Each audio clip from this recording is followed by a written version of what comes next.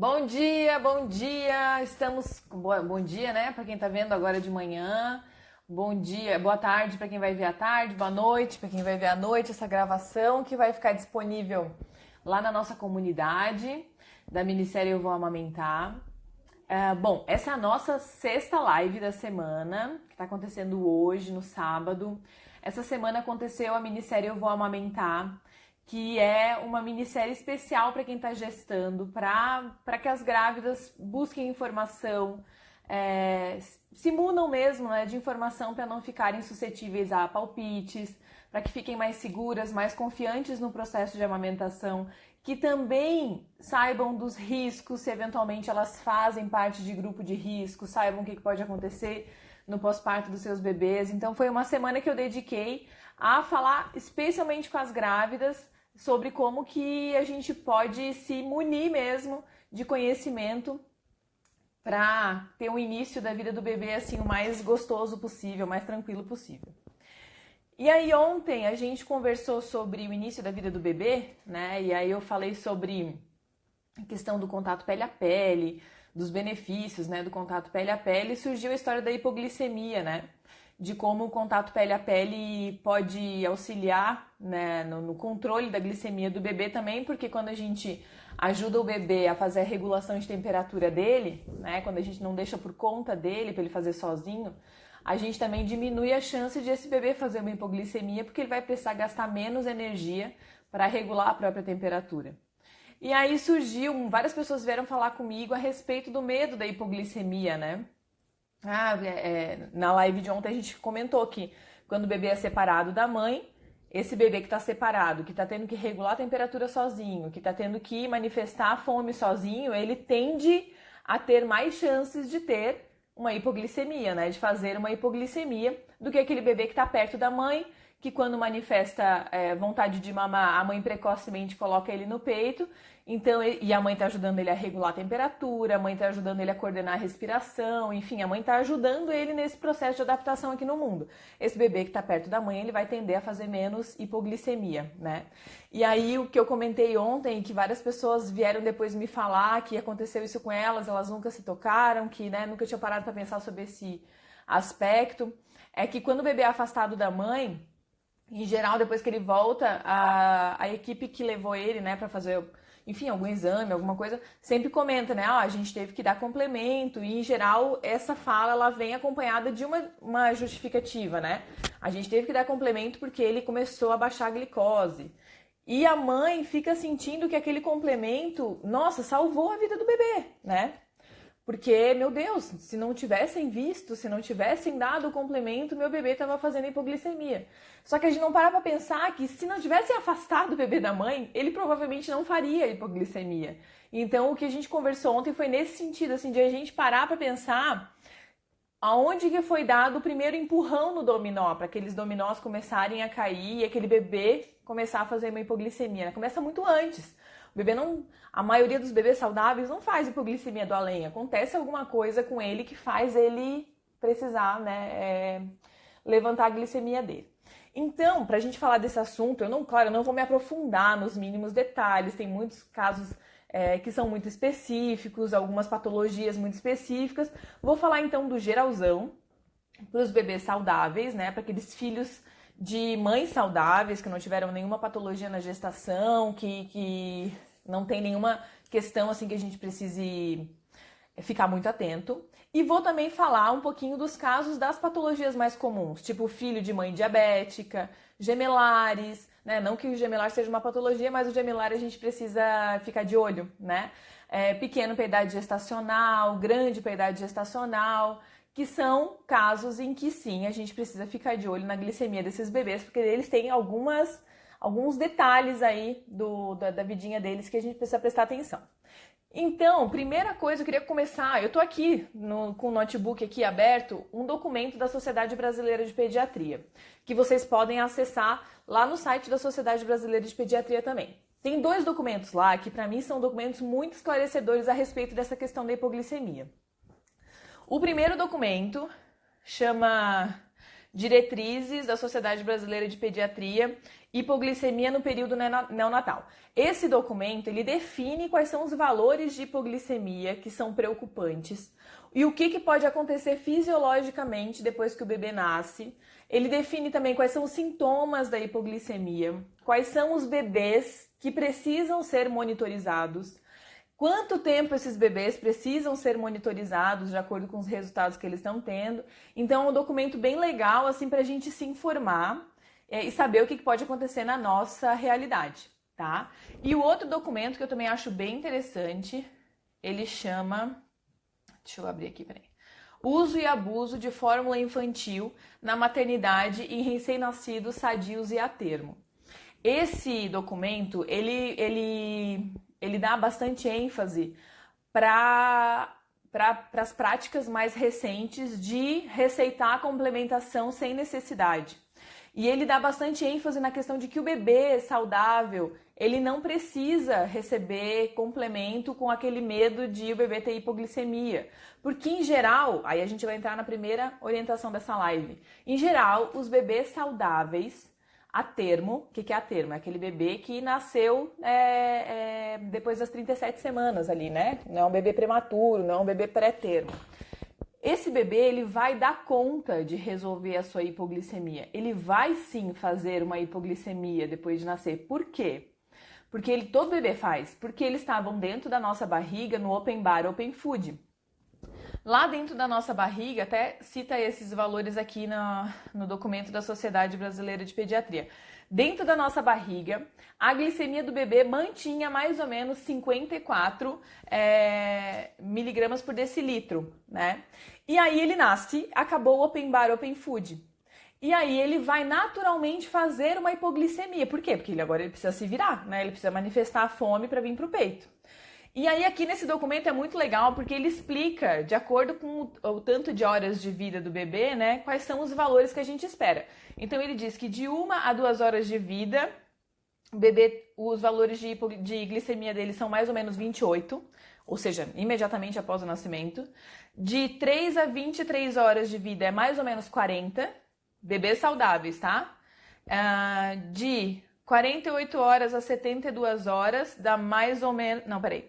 1 a 2 horas dá 28, 3 a 23 horas dá 40, 24 a 47 horas, 41 e 48 a 72 horas, 48.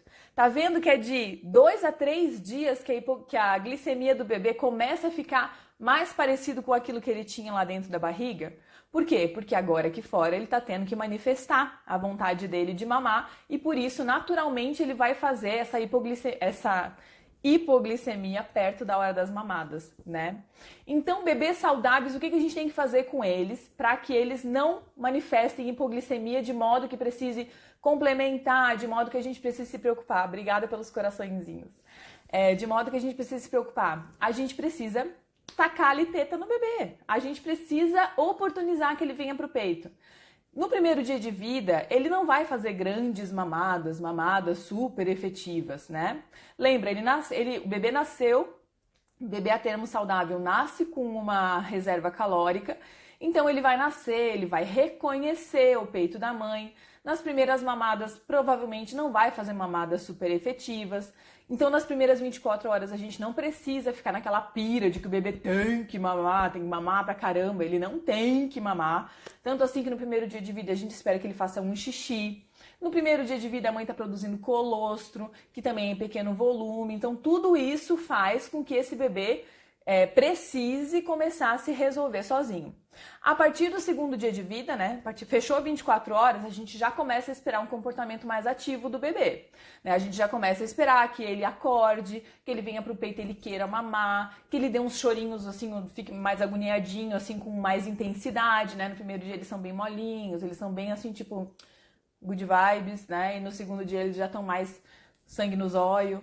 Então, assim, entender qual é o comportamento que a gente tem que esperar para o nosso bebê e é o nosso papel, aquilo que a gente pode controlar, Bebê manifestou fome. Anne, o que é manifestar fome? Trouxe a mãozinha para a boca, abriu os olhinhos depois de uma soneca, tentou sugar as pessoas. Tudo isso é manifestação de fome ou de necessidade de sucção.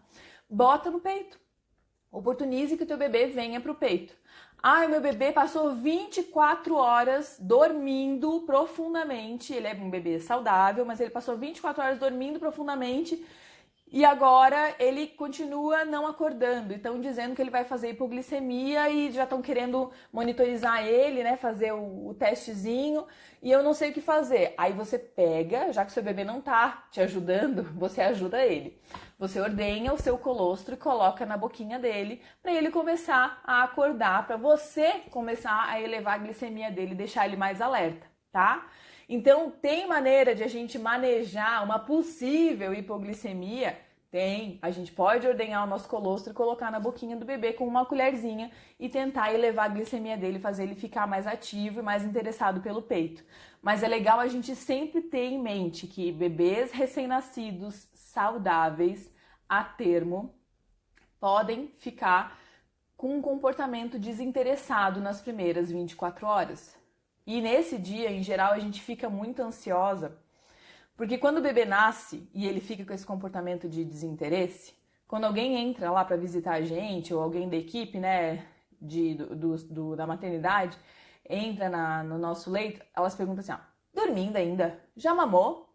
Não mamou? E aí a gente começa, meu Deus, não mamou. Veio com defeito essa criança aqui porque não acorda para mamar. O que eu faço agora? Então, assim, precisa saber que se ele é saudável, se ele é a termo, nas primeiras 24 horas ele vai ficar desinteressado, tá?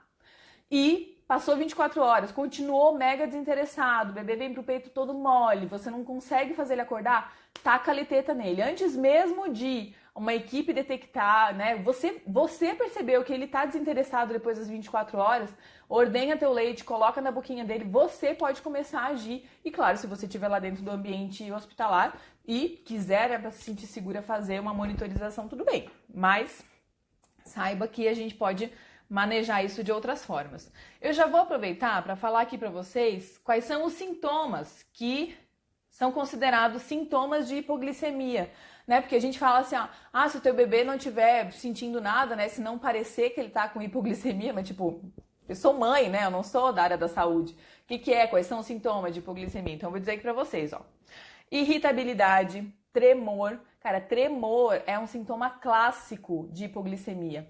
E sabe qual é a diferença do tremor da hipoglicemia pro tremor do tremor mesmo? É que na hipoglicemia, o bebê tá tremendo, né? Aí você segura a mãozinha dele. Você segura a mãozinha dele, se ele tiver, se aquele tremor era só um reflexo, na hora que você segura, ele para de tremer. Se aquele tremor é hipoglicemia, na hora que você segura, você percebe que o bebê continua tremendo. Isso faz, assim, toda a diferença na hora de detectar a hipoglicemia, tá? Que é um dos primeiros sinais. Reflexo de Moro, exagerado, né? O bebê que faz muito reflexo demais pode estar fazendo hipoglicemia. Choro estridente, convulsões, letargia, né? Aquele bebê mole, aquele bebê que você não consegue acordar por nada. Apatia, tipo, ele não dá bola pra nada, você troca a fralda dele, ele continua lá. Esticado, fraqueza, hipotonia, né? Lembra, o reflexo de Moro exacerbado é o contrário da hipotonia. A hipotonia é aquele bebê que, tipo, nada. Puxa o braço dele pra cima e joga pra baixo e nem tchum. Puxar o braço do bebê que acabou de mamar, mamou bem, pra cima e jogar pra baixo, e o bebê nem tchum, é porque o bebê tá satisfeito, tá? Só é sinal de hipoglicemia se o bebê não tiver mamado há muitas horas, tá bom? Não confundam. Coma, cianose, que é quando o bebê fica roxinho, assim, né? Começa a baixar o oxigênio do sangue. Apneia, irregularidade respiratória, taquipneia, bebê que respira muito, muito rápido. Hipotermia, bebê muito geladinho. Aí a gente volta para a questão do bebê que é afastado da mãe, precisa regular a temperatura, às vezes não dá conta, faz uma hipotermia, por consequência, uma hipoglicemia, porque gastou muita energia ali para regular a temperatura. Temperatura instável, instabilidade vasomotora, sucção débil, aquele bebê que bota no peito, ele, né? e recusa alimentar. Quando ele nem dá bola, ele nem vem pro peito. Então, esses são os sinais de hipoglicemia, tá? Então, recapitulando, você não tem nenhuma patologia, você não tem diabetes, seu bebê não é gemelar, ele não foi diagnosticado, né, como pequeno para a idade gestacional quando nasceu, ou como grande para a idade gestacional, ele não é um bebê pré-termo, que é aquele bebê que nasce entre 34 e 36 semanas, né? Ele não chega a ser um prematuro, mas ele também não é a termo, ele não nasceu depois das 37. Pré-termo precisa ficar de olho, né, ser monitorizado. Deixa eu ver o que mais, se eu não esqueci nenhum. Gemelar, quando o peso de um é mais que 10% maior do que o peso do outro, também precisa ser monitorizado, tá? Filho de mãe diabética. Tem outros casos aqui, mas são os casos um pouco mais raros, assim, de síndromes e tal. E é legal vocês terem acesso a esse documento. É um documento bem simples, uma linguagem bem simples, bem fácil de entender.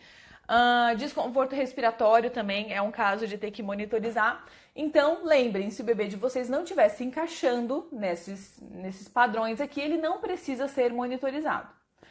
Agora, se o seu bebê, né, se você teve diabetes gestacional, seu bebê nasceu com alguma dessas características aqui, né? Pequeno para idade gestacional, grande para idade gestacional, ser gemelar e tal, o seu bebê precisa ser monitorizado. E aí como é que funciona? Ele é monitorizado, é feita uma curva glicêmica dele no primeiro dia.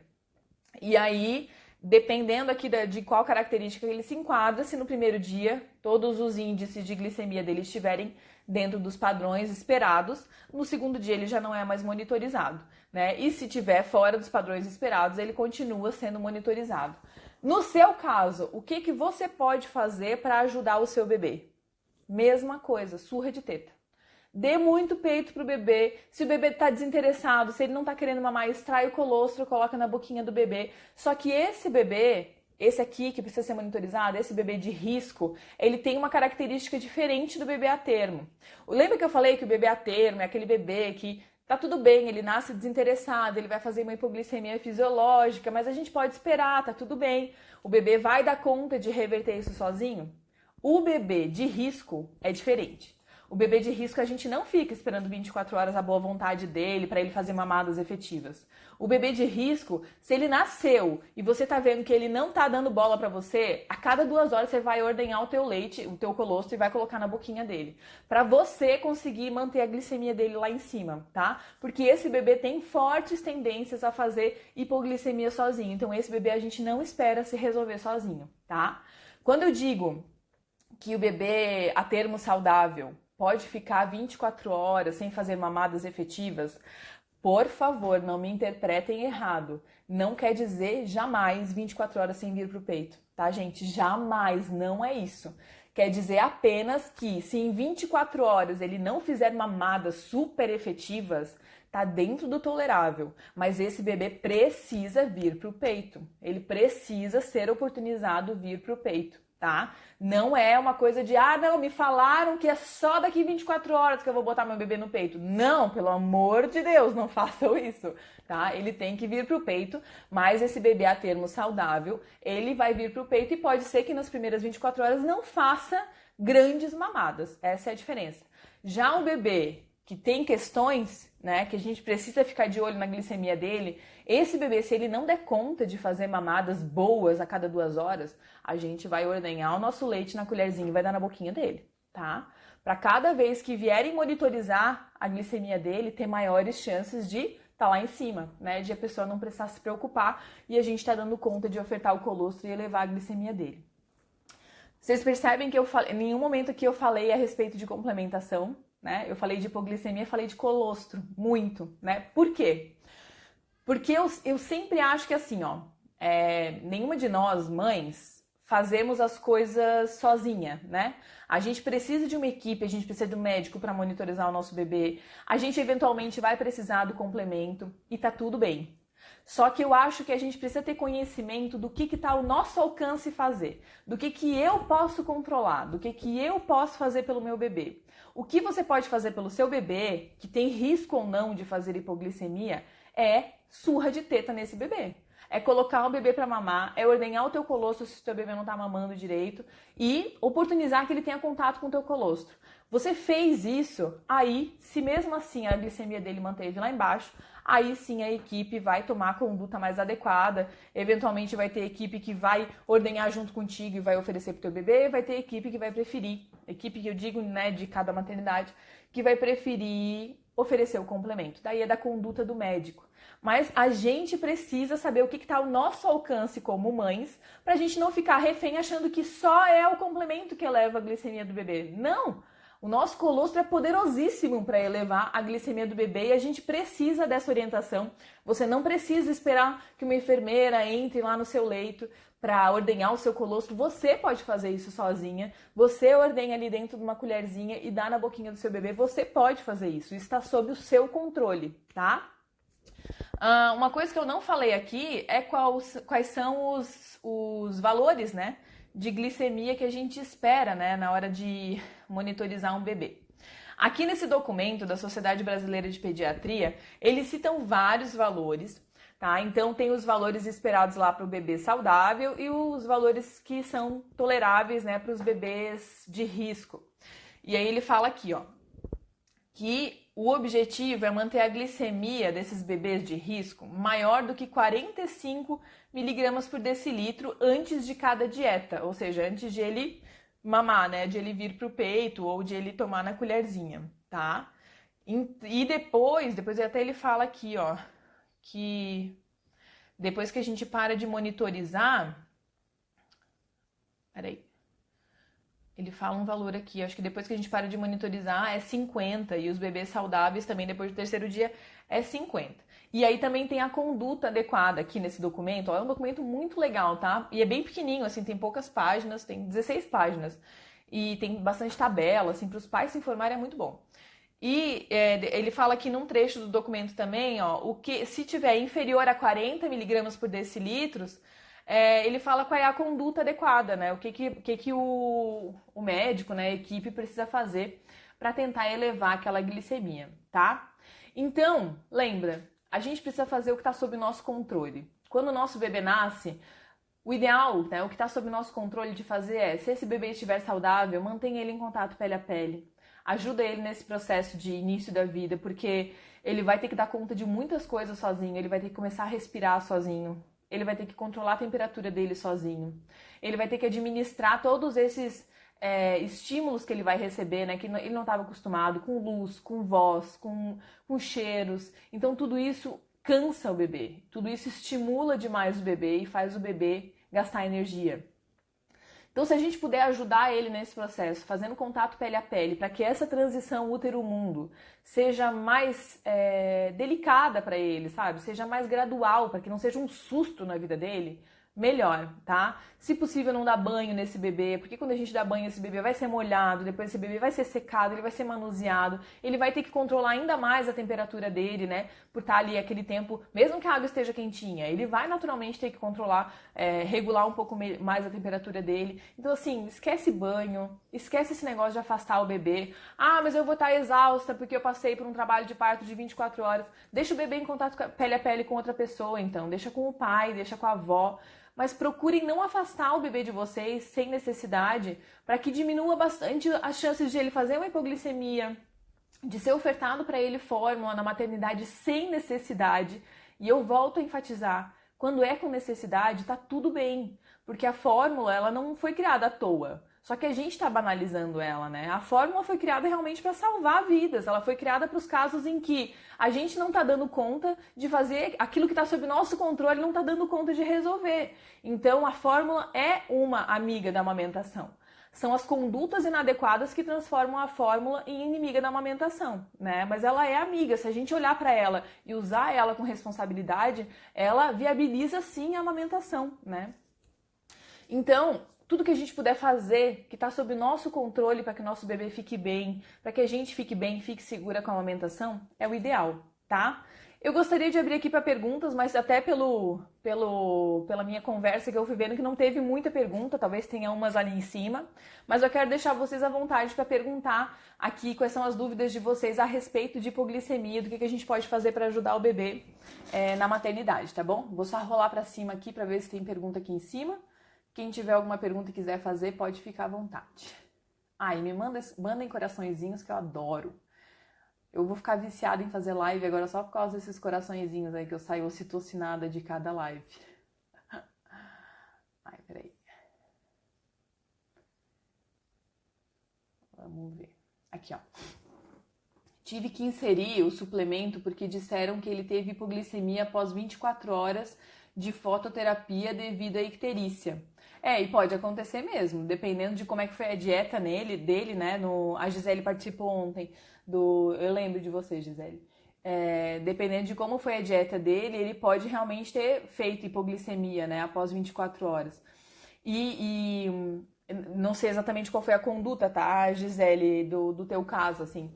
Mas, em geral, se é ofertada a fórmula por conta da hipoglicemia, o ideal é ofertar a fórmula em pequenas quantidades, só o suficiente para elevar a glicemia do teu bebê, né? E gradualmente, à medida que for ofertado mais peito, né? Porque daí se ele já saiu da fototerapia, ele já vai ter acesso livre ao peito, né? O peito já vai virar open bar para ele. Ele tenha menos necessidade, cada vez menos necessidade de tomar o complemento, né? Mas aí a gente volta de novo naquela questão que uma vez inserida a fórmula, a gente acaba ficando insegura também, né? A gente acaba ficando com medo de o bebê fazer hipoglicemia. As pessoas ao nosso redor começam nossa, mas será que tu não tem que dar o complemento junto? Ela até falou aqui, ó, fui mal orientada e por isso tivemos o suplemento e até hoje com 3 meses tem que fazer mamar mais complemento.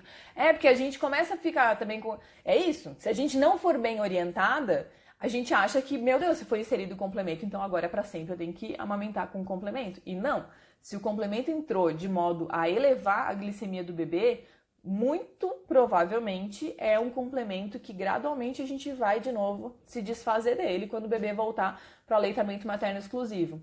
Yane, então meu bebê estava mamando complemento, eu posso tirar então e dar só peito? Olha, para mim, complemento, ele sempre é um medicamento. Né? Quando eu atendo casos assim que o bebê está em aleitamento misto, né? Que é o materno e o complemento, nunca ninguém vai ouvir da minha boca tire esse complemento.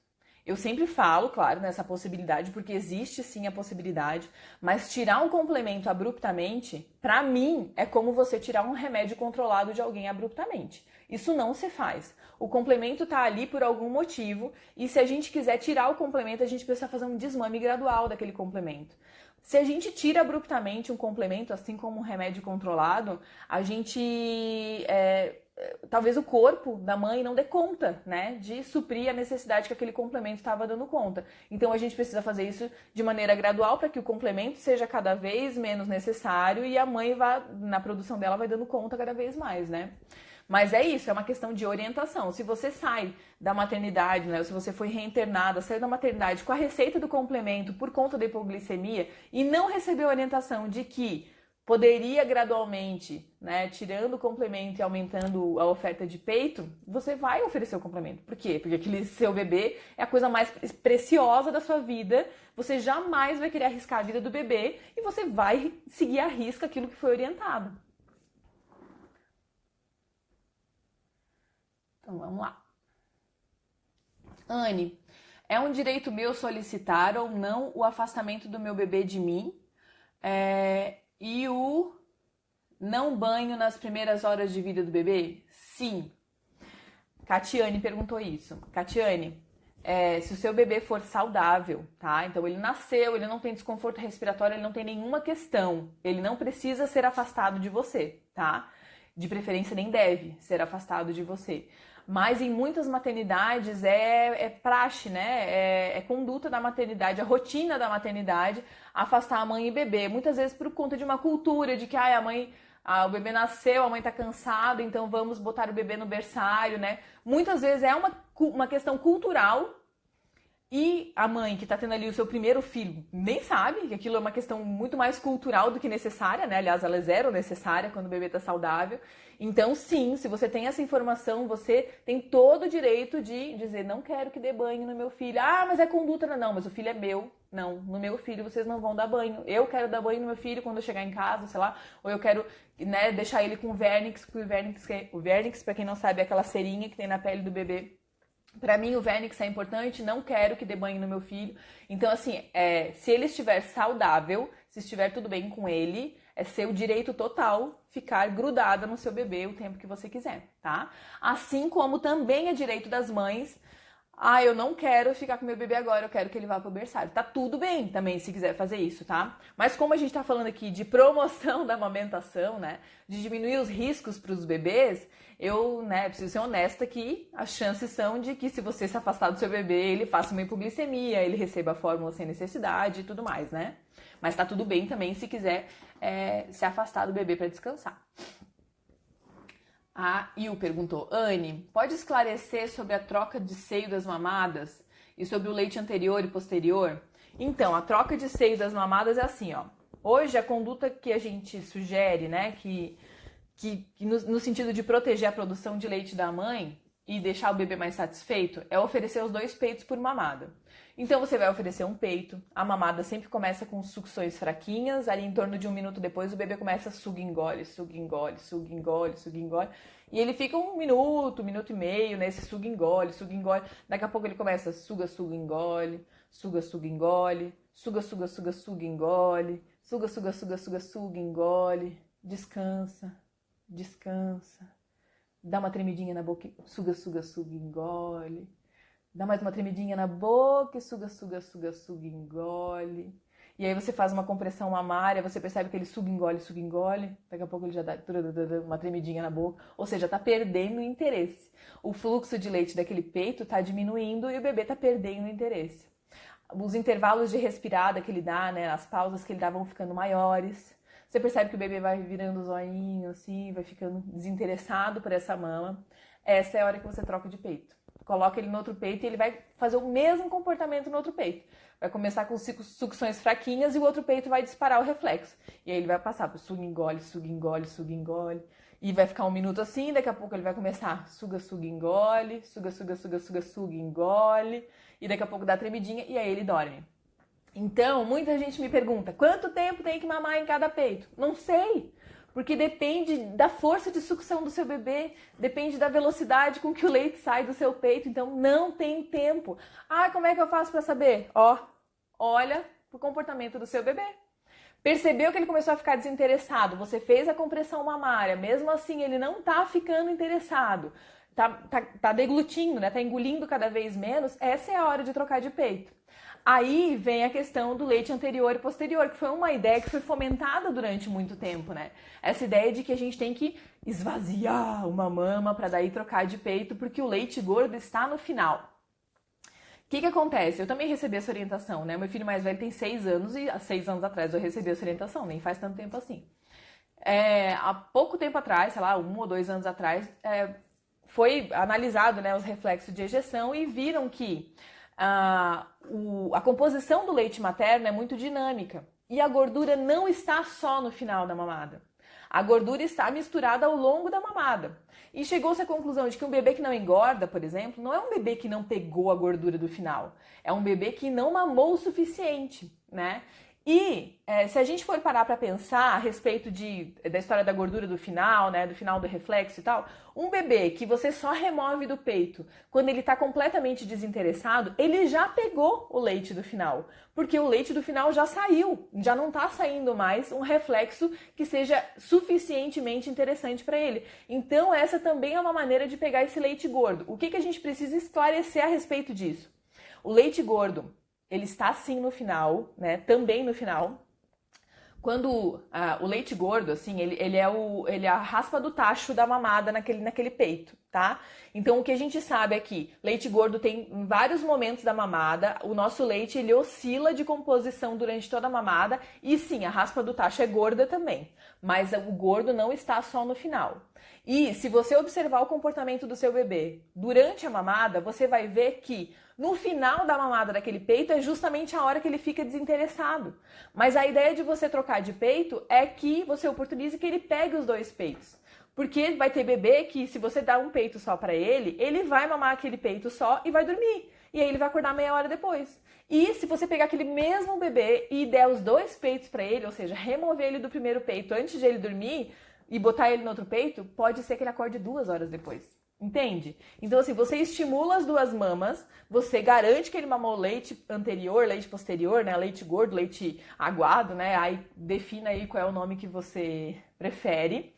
Você estimulou as duas mamas, você garante que ele mamou suficientemente bem, porque ele mamou os dois peitos, protege sua produção. Então, assim, a melhor conduta hoje é oferecer os dois peitos. Quanto tempo? Não sei. Quem vai saber isso é você, porque você vai observar o comportamento do seu bebê, tá? A gente se apega muito em número, né? Aí eu acho isso muito fantástico, assim, do ser humano, porque tem gente que tem zero aptidão para exatas, mas gostaria muito de saber quantos ml sai do peito, quanto tempo o bebê tem que dormir nos intervalos das mamadas, quanto tempo tem que durar uma mamada em cada peito, e não tem tempo. Até a questão da sucção já me perguntaram, quantas sugadas ele tem que dar para uma engolida? Mais importante do que quantas sugadas ele tem que dar para uma engolida é o ritmo de mamada. Um bebê que vem pro peito e fica só assim, ou então que fica naquela brigaçada com o peito, né? E puxa, estica e puxa. Esse bebê não tem ritmo de mamada. Aquele bebê que vem pro peito e ele começa...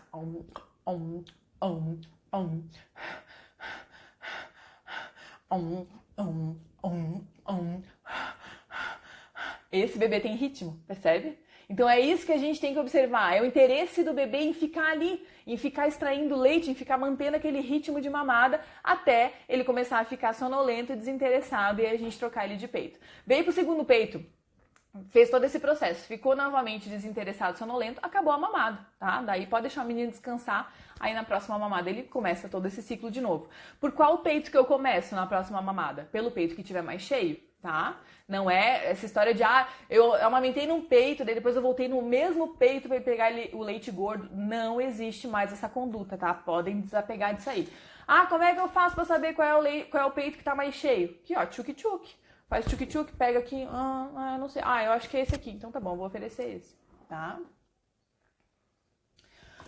Como na maternidade, posso controlar que o bebê fique em contato comigo o máximo de tempo? Posso controlar que não irão levá-lo?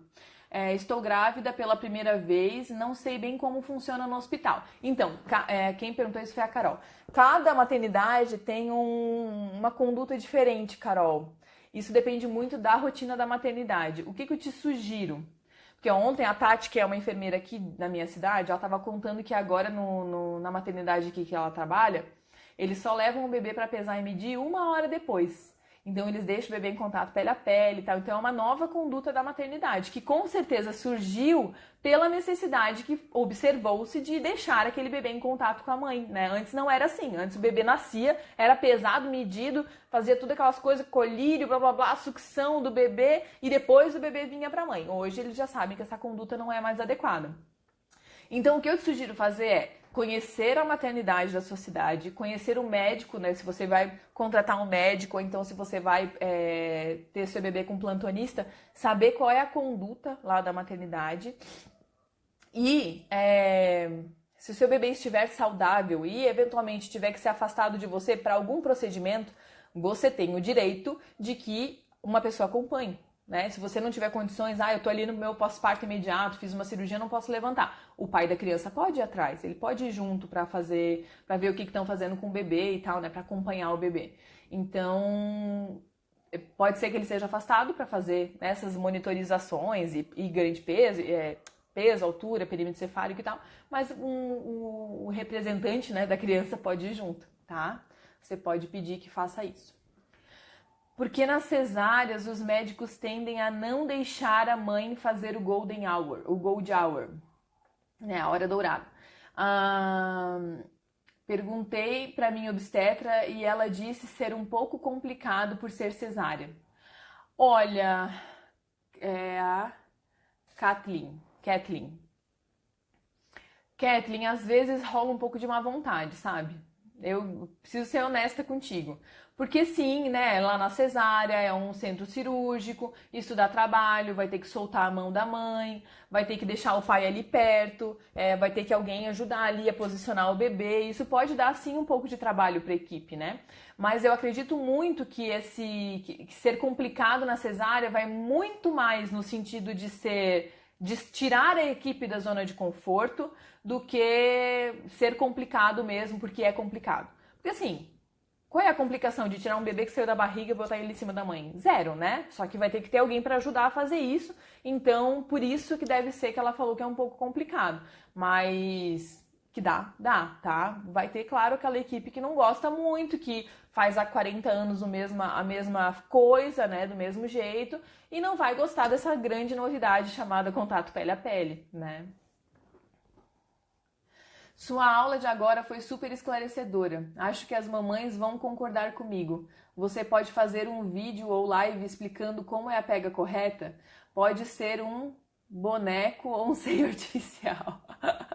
Ô Jéssica, na live de ontem eu expliquei bem direitinho também como é que é a pega correta, tá? Aqui no meu feed também tem bastante vídeo a respeito de pega correta, de como observar o comportamento do bebê na mamada. Então, dá uma olhadinha aqui, dá uma olhadinha na live de ontem também, que tá ali na comunidade da minissérie. Opa, peraí. Que daí você vai ver que tem todas as dicas. Por que na cesariana eles não deixam o bebê vir direto para a mãe mamar? Por conta disso, né? Porque para a equipe demanda mais trabalho.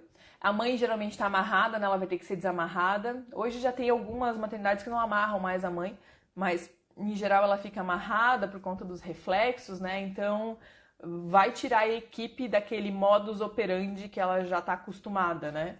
Mas que dá sim, com certeza.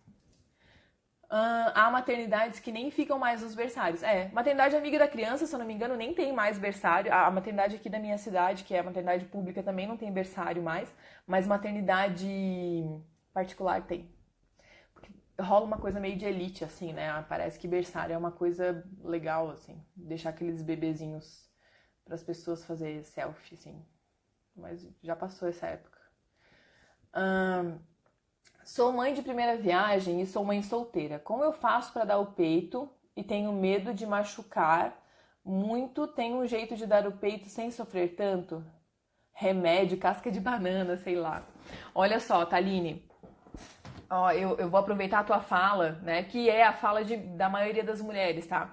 Tem muita gente que me pergunta assim, grávida, o que eu faço para o meu peito não empedrar? Não, calma. O que eu faço quando o meu peito empedrar? O que eu faço quando meu peito fissurar? O que eu faço quando eu sentir dor?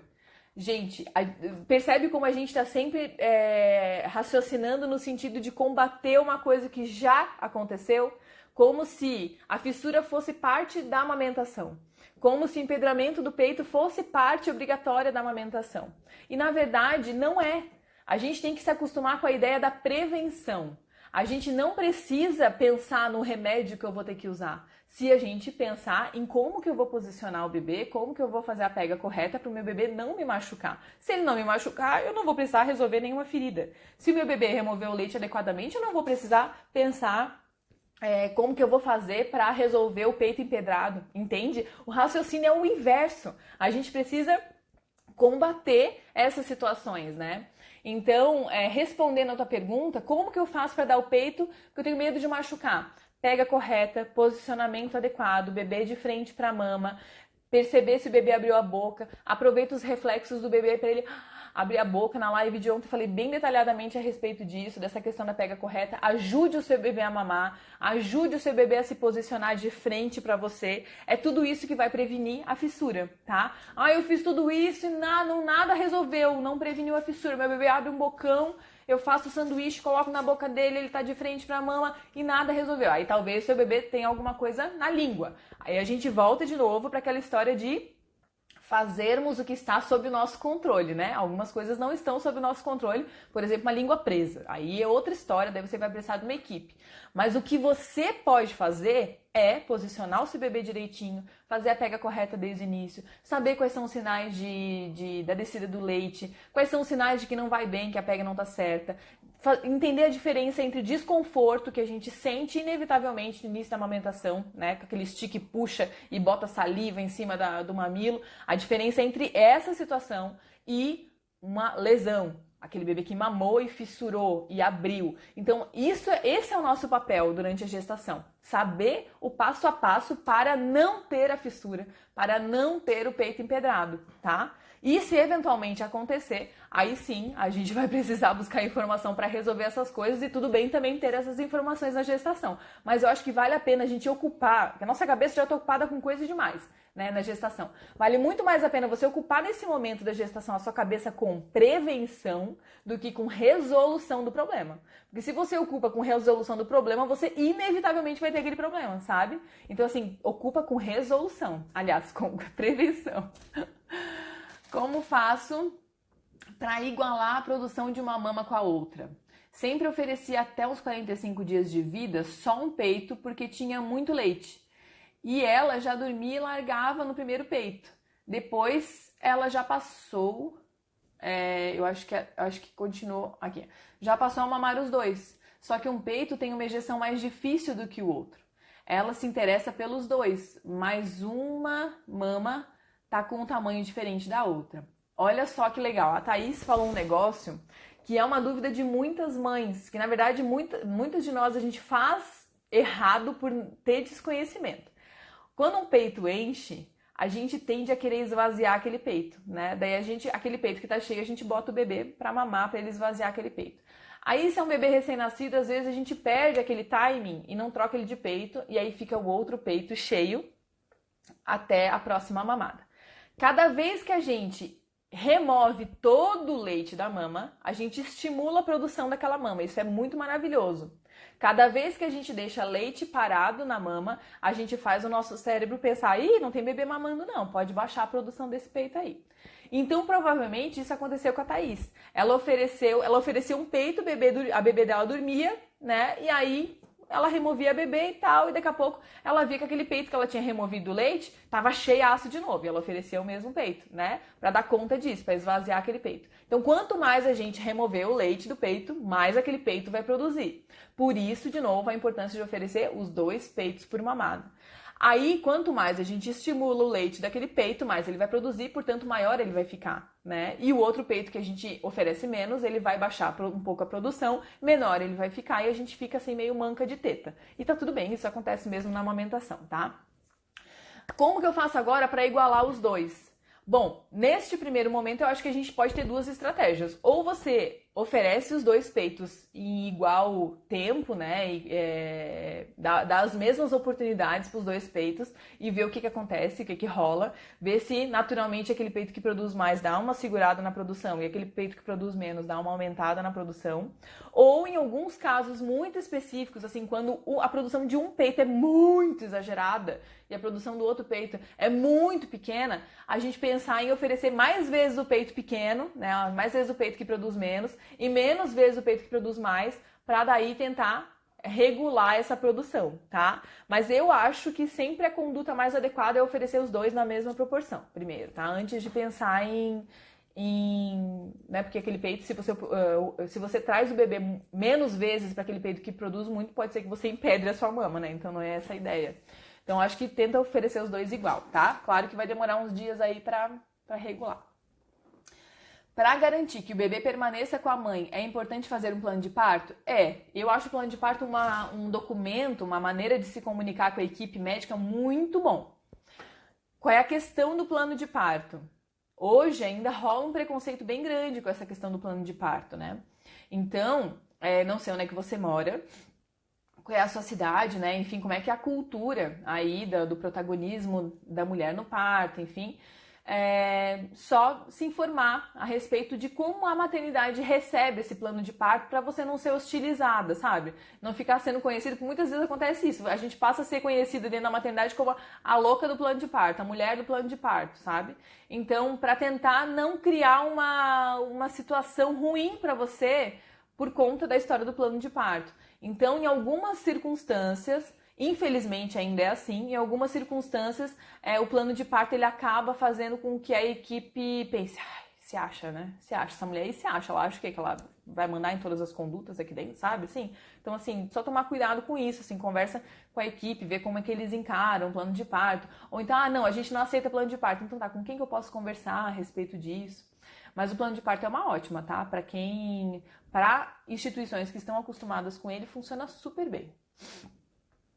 Sempre deve começar a mamada pelo peito mais cheio? Sim, de preferência sim, tá? Pra você...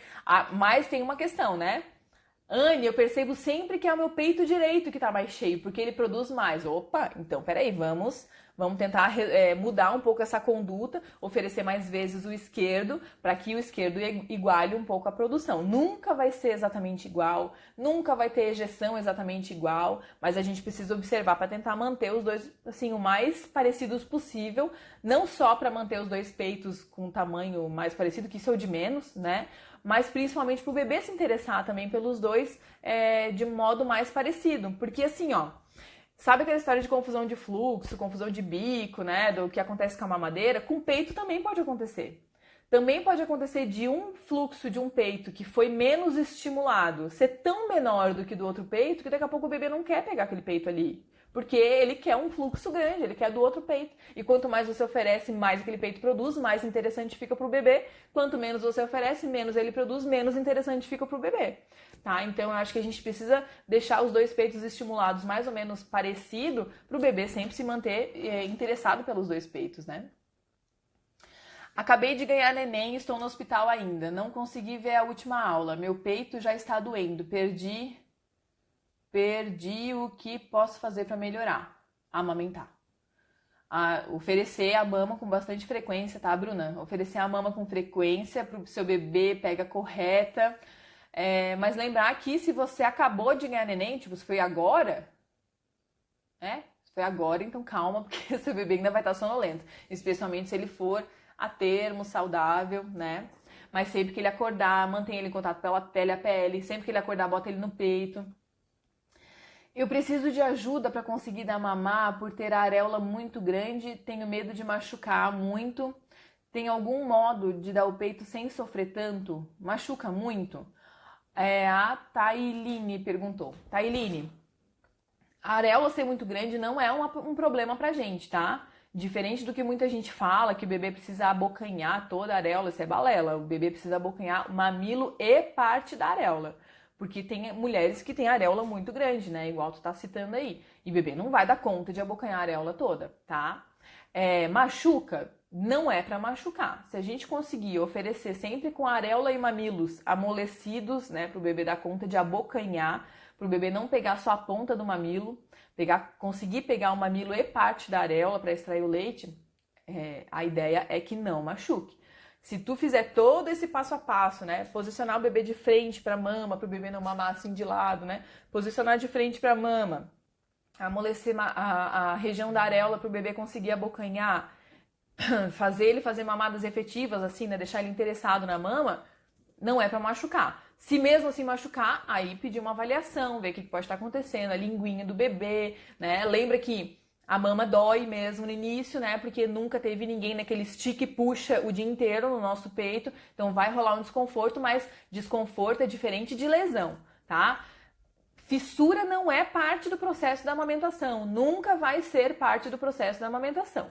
Parte do processo da amamentação é o corpo dar conta de lidar com aquele desconforto de ter um bebê puxando o nosso mamilo, né, multiplicando o nosso mamilo de tamanho, colocando saliva em cima do nosso mamilo. Aquilo ali vai gerar sim um desconforto que o nosso corpo vai dar conta de resolver. Em torno de 15 dias a gente para de sentir esse desconforto. Agora, vai fissurar, vai abrir tudo, vai cair o mamilo e aí depois melhora. Não, a gente não espera isso para amamentação, tá? Aqui no Espírito Santo, pelo menos as maternidades particulares já são bem humanizadas E a hora dourada é praxe em qualquer via de parto. É excelente, show de bola. Espírito Santo arrasando. Meu bebê precisa arrotar. Ele dorme mamando e quando coloco para arrotar ele desperta. Não sei como fazer para ele dormir novamente.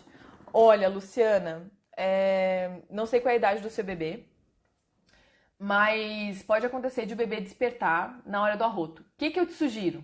Tenta mudar as posições do arroto, de repente bota ele de frente para arrotar, né? Não precisa botar necessariamente de lado. Outra, não precisa ficar ali no tec, tec, tec, tec, tec nas costas do bebê para ele arrotar, porque às vezes é isso que faz o bebê acordar. Às vezes a gente só posiciona o bebê verticalizado, já é o suficiente para ele arrotar e ele nem acorda, né, nesse processo. Arrotou, o que eu faço? Estou exausta. Amamentei 1 hora esse menino, daí botei para arrotar, ele acordou. Aí você entrega para aquela criatura chamada pai da criança e diga, olha, ele está satisfeito, ele mamou, mas ele agora arrotou e ele despertou. Então pegue aí, embale o menino, me ajude aí que agora eu vou descansar e você faz ele dormir. E eu sempre acho, sempre, né? Tem muita gente que me fala assim, meu bebê não dorme de outro jeito que não seja mamando. Isso é um problema pra você? Porque se não for um problema pra você, você pode deixar ele dormir mamando, não tem problema. Mas se isso for um problema pra você, tanto você quanto ele, seu bebê, vão ter que aprender outra maneira de fazer dormir. Vai funcionar da primeira vez que você tentar? Provavelmente não. Vai funcionar da segunda? Talvez. Vai funcionar com o marido e não funcionar com você? Talvez também, porque o bebê que tá com a gente, ele quer mamar, né? Se ele tá com o pai, não tem peito e ele não vai necessariamente querer mamar. Então eu acho, gente, que tudo que a gente faz com o nosso bebê é teste. A gente não pode nunca deixar de testar ou ter medo de testar. Testa fazer dormir embalando. Testa botar no carrinho. Eu lembro quando eu tive meu primeiro filho, a gente morava num apartamento e aí tinha um tapete. E aí um dia eu fiz o meu filho mamou, e aí, aquela história, né? Botei pra rotar e tal, não sei o que, a menina acordou e entreguei pro marido.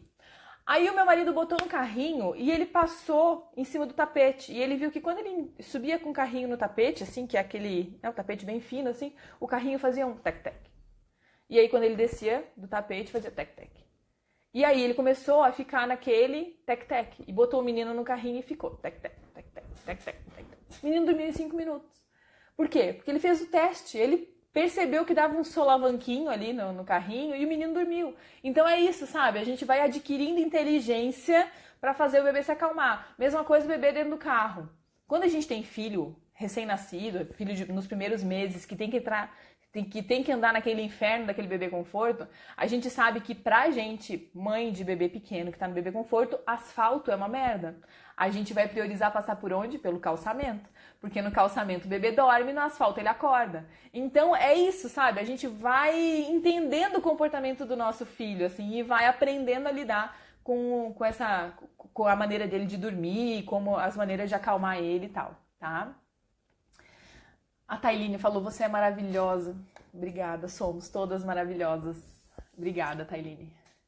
Oi, Anne, afinal, tem que arrotar? Porque o bebê fica com soluço. Minha filha está com 5 dias.